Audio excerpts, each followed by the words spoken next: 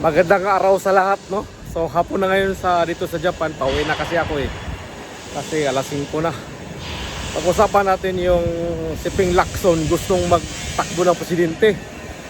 Nakalike siya ngayon. So para sa akin, hindi maganda si Lacson maging presidente sa Pilipinas kasi may mga bahid siya na yung mga link na yung kuratong baliling.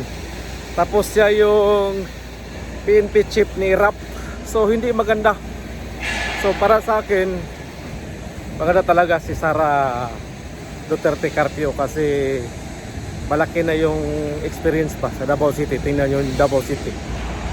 So para sa akin, iwan ko lang kung ano yung mga comment ninyo, ano yung mga opinion ninyo, kasi iba-iba ang opinion ng tao. Para sa akin, hindi maganda talaga si Ping Lacson kasi yung vice niya si Soto. So hindi maganda para sa akin si Ping Lacson maging presidente sa Pilipinas. Kasi ang isang presidente baga hindi sangkot sa mga kurap, sa mga like sa kuratong. So yun lang yung masabi ko, na hindi siya bagay, kumbaga hindi pa right time para sa kanya.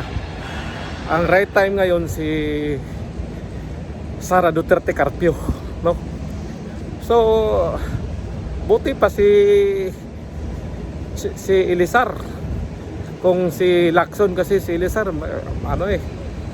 walang bahid na mga link na mga masasamang ginagawa. So para sa akin, si Ping Lacson hindi maganda. Hindi magandang isang halimbawa kasi matagal na rin siya sa mga political eh. Wala ring nagawa. Kahit na yung mga sa mga dati yung mga terrorist against siya eh. Parang against siya. So para sa akin, hindi siya maganda. Hindi maganda si Ping Lacson. Iwan ko lang sa inyo kung anong opinion nyo. So God bless.